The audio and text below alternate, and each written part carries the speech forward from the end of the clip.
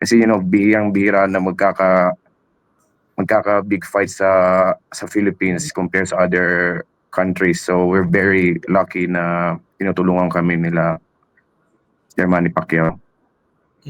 Sir, quick assumptions lang about dito sa next fight niya. Ano sa tingin mo yung magiging performance ni Melvin Jerusalem dito sa laban niya kontra kay South African na si Kuse?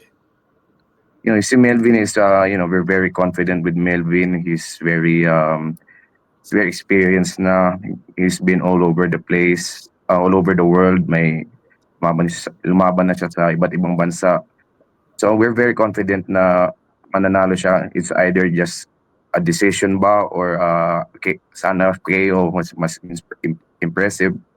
But we don't underestimate din si Kuse. I'm here in Johannesburg, South Africa. I was with him yesterday. Si Kuse, he's a lot bigger than Melvin Jerusalem. I think he's around 5'6" or 5'5". Yeah. So he's 4 to 3 inches taller than Melvin. And he's a good fighter too. He's a WBC number 2. So yun nga sabi ni Melvin kanina din na hindi siya nag-underestimate ng any ng mga kalaban niya. So like a good fight din pa rin. Sir, hindi naman sa minamadali natin pero win or lose, ano man maging resulta dito sa next fight niya nitong darating na October 29, kumustahin ko na rin sir yung negotiations, ano bang status nitong possible unification fight, ano bang plano natin para kay Melvin Jerusalem after this fight? Local title defense ba ulit or rekta na for unification fight? Actually, everybody wants yung fight kay Collazo. Actually, the fight was close na mangyari nung July for a unification bout with Collazo and Melvin. Kami nila siya, nag-negotiate na kami with the team of Collazo. We have numbers and everything na we agreed of everything. Actually, kinorek ko na nga, inayos ko na nga namin yung mali namin ng first fight na late na dumating yung visa ni Melvin. Kasi we thought that the July fight was with Collazo was done. Dapat July sila maglalaban nung this year. But yun nga, inayos na namin yung visas niya. So he's ready to go. In case man na mangyayari in the future, he has all his papers done na. His visas done na. So hindi na mangyari yung kapagkakamali namin nung first fight nila. But if Melvin is successful, ang target talaga is Collazo.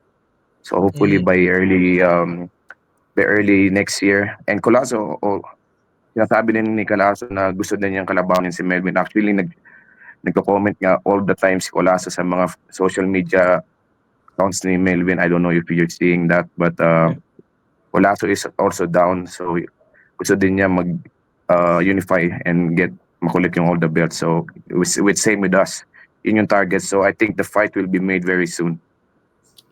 Oh, nice. Very good news yan para sa atin. Pero sir, maiba naman ako ng topic. Ano masasabi niyo sir dun sa mga kritiko?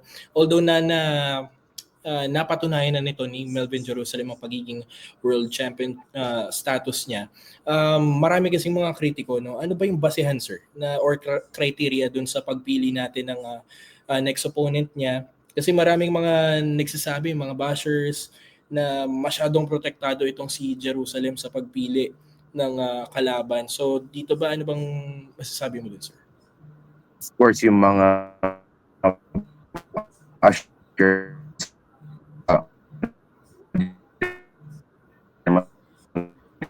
yan yung mga critics andyan na but piling-pili yung mga kalaban ni Melvin. Melvin, walang piniling kalaban si Melvin Nung inanalo siya ng WBC, he fought the WBC world champion na si Yuday Shigeoka. And then yung first defense niya, which is yung nangyari sa Manila, is the number 1 ranked contender na si Luis Castillo. Yeah. Na mandatory challenger. So, and then the next fight is si Yuday Shigeoka, the former champion, na binigyan niya ng rematch. And then for this fight again, yung sabi bang pinili din yung kalaban niya is Kuse is a very, very good fighter. He is not the WBC number 2 ranked contender. He is a WBC silver champion, and he's a big minimum weight. So so kung base mo yung ganun, walang piniling kalaban si Melvin. He's taking all the challengers one by one. So yun lang yung masasabi ko doon. And Melvin always wants to fight the best din. Nice answer, sir. Well, with that being said, sir, kanina, no, with Melvin mentioned earlier dun sa binibigyan niyo siya ng mga kasparing na based dun sa magiging fighting style nitong ni Kuse, which is yung amateur style. Ano bang ginagawa natin ngayon na paghahanda para sa kanya? Ano ba yung mga yung support na ibinibigay natin sa kanya lalong-lalo dito sa sparring partners niya? Meron na kasi si Coach Michael, may magandang mga sparring partners din siya dyan sa Cebu, na yung mga training nila Coach Michael, and we're trying to ganap din ako ng mga sparring partner na medyo similar style, similar size sa opponent niya. So para yung training niya is hard na. Is pag during the fight night is hindi na magugulat yung si Melvin kung hindi man similar, at least hindi man pareha, at least medyo similar lang, hindi na magugulat during the fight night. Alright, very well said po. Lastly, siguro sir, anong abangan natin sa isang Melvin Jerusalem dito, lalong-lalo sa pag-ano natin? Ano bang, alam naman natin, future is bright for Melvin, and mas marami pa tayong plano para sa kanya. Pero para sa iyo po, as promoter and manager niya, ano masasabi niyo po? Hopefully, you support Melvin and all the Filipino fighters fighting on a big day sa Trailine Manila 50th anniversary. It's very rare na ganyan na card ang mangyayari sa Philippines.